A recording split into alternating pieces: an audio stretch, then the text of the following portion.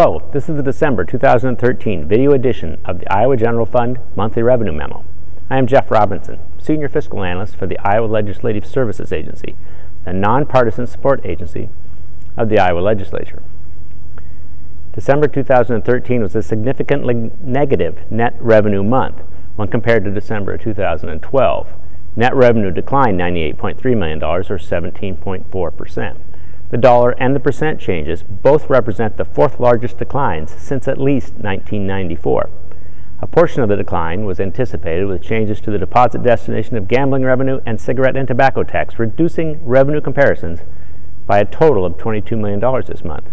The remainder of the $98.2 million decrease is traced to several factors, including deposit timing issues involving income tax withholding transactions reduced December receipts about $17 million, a $23 million reduction in individual income tax estimate payments, a $6 million drop in sales and use tax deposits, a $26 million increase in corporate tax refunds, and a $6 million decrease in liquor profit deposits.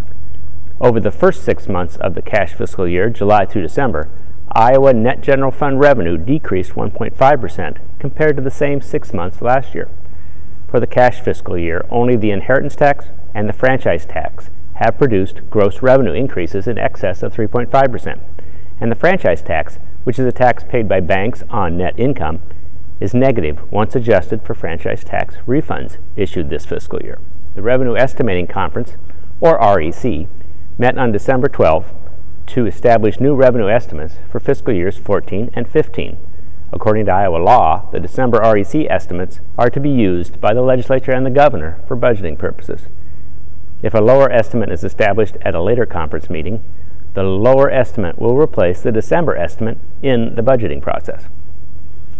The REC established a net general fund revenue growth rate for the current fiscal year of negative 2.7%, without transfer revenue included, and negative 1.3% with transfers included.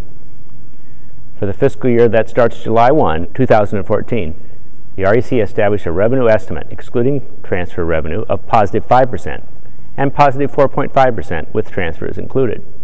The negative projected fiscal year 2014 growth rates reflect the adverse impact of this fiscal year of some one-time revenue issues, while the positive growth projected for fiscal year 15 indicates a return to a revenue flow that is much less impacted by state and federal changes. With the non-transfer year-to-date growth rate at negative 1.5% through December and the REC estimate for the full year, negative 2.7%, revenue remains above the December projection. However, the remainder of fiscal year 14 faces significant headwinds as cigarette and tobacco tax deposit changes, as well as last year's federal income tax changes, will act to dampen 2014 receipts in comparison to 2013. The final 6 months of the fiscal year promise to be full of significant revenue comparison challenges, and following and analyzing the revenue stream will be particularly difficult for the remainder of 2014. Goodbye, thank you, and please check out the next monthly video memo in early February.